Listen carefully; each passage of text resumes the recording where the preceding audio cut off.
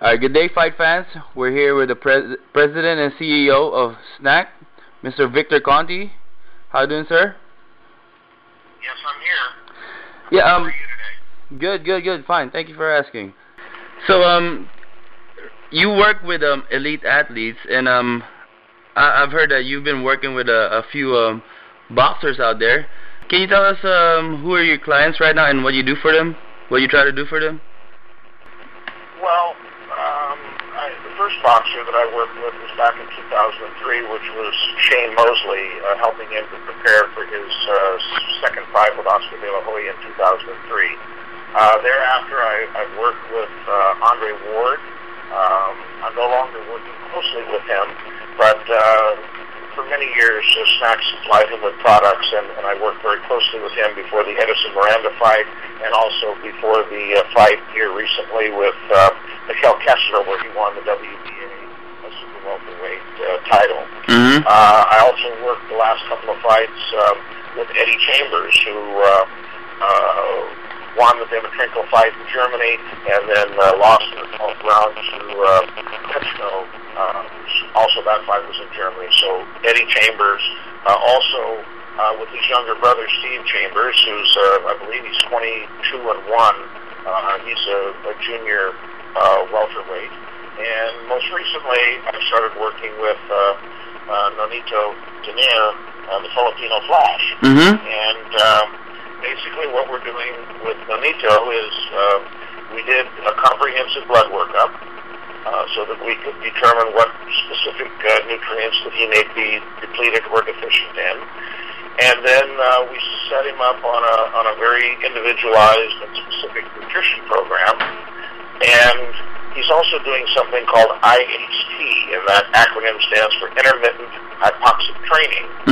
So basically what he does is he comes in on a daily basis, and we have a hypoxicator, and what this does is it put a mask on, and the session lasts for an hour, and for 6 minutes he breathes reduced oxygen air through this mask. So the sea level content of oxygen is about 21%.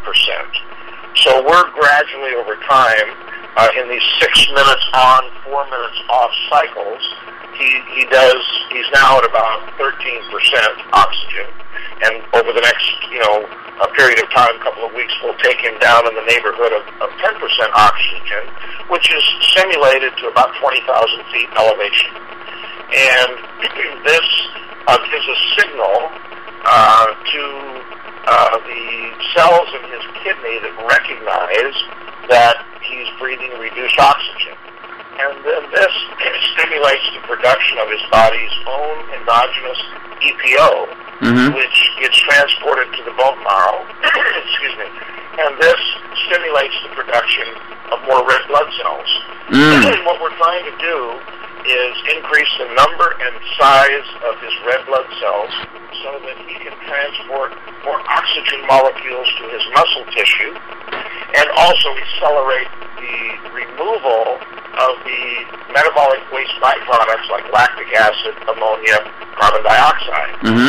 So to increase his breathing capacity. So he's taking certain nutrients, specific SNAC products, as an example, rogaine and hypoxygen, before he trains, and then a post-workout protein product called perglycin, which is something that he takes immediately after he trains, and then he thereafter comes to the SNAC facility, and he's doing this intermittent hypoxic training.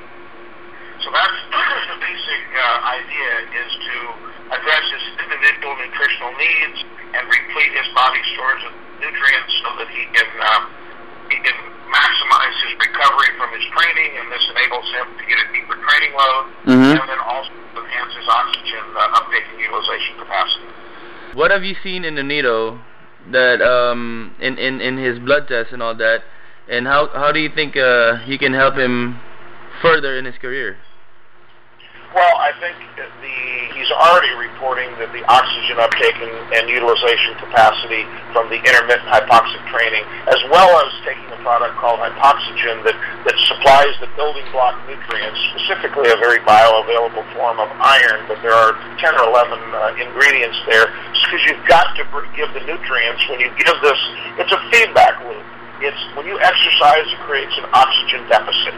We're just exaggerating that by taking him up to a simulated elevation of, say, 20,000 feet, and this stimulates the adaptive mechanisms to produce more red blood cells, bigger red blood cells, to enhance that capacity. It also helps to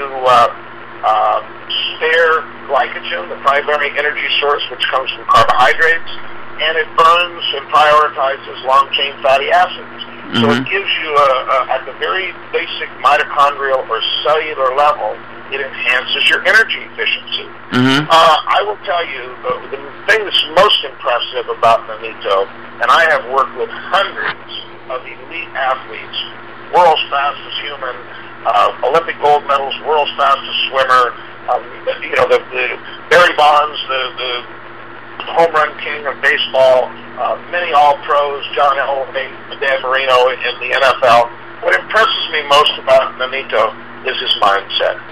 His belief system is very, very powerful. He believes he can win, and that he will win, and he will prove himself to be one of the greatest fighters of all time. And I believe that people, circumstances, conditions, everything that he needs will be attracted to him to help him actualize his goal. So the most impressive thing is his mindset. He's just got a confidence about him, and I've interacted with many athletes, and he's one of those at the very top in terms of his belief system in himself. So that's what I respect most. Have we found a couple of depletions or things that we can correct? Yes, he was found to be a little bit low in the element zinc, and zinc is the most anabolic of all nutritional elements. And both your own natural production of testosterone and growth hormone are dependent upon an adequate supply of zinc. So we have a product called CMA that contains a very bioavailable form of zinc, and we plan to retest it here shortly. Typically, after about a month or 6 weeks, we do a retest after we've made specific recommendations.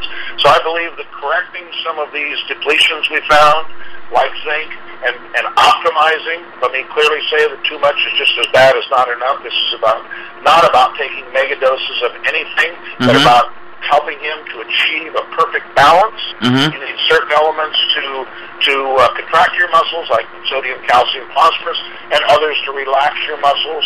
The predominant one involved is magnesium. So it's not about too much of one thing and not enough of another. It's about helping the athlete achieve an optimal balance.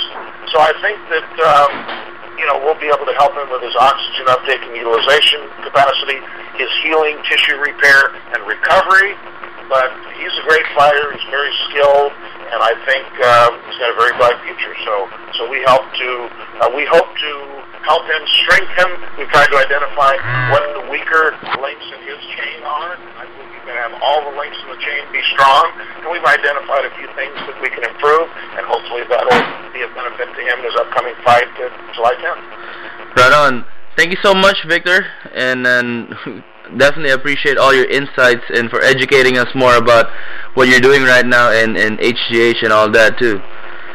Okay, well listen, thanks for your interest, and I'm available to chat with you anytime, Dennis. Alright, thank you, Victor. Have a good day. Okay, talk to you soon. Alright, bye.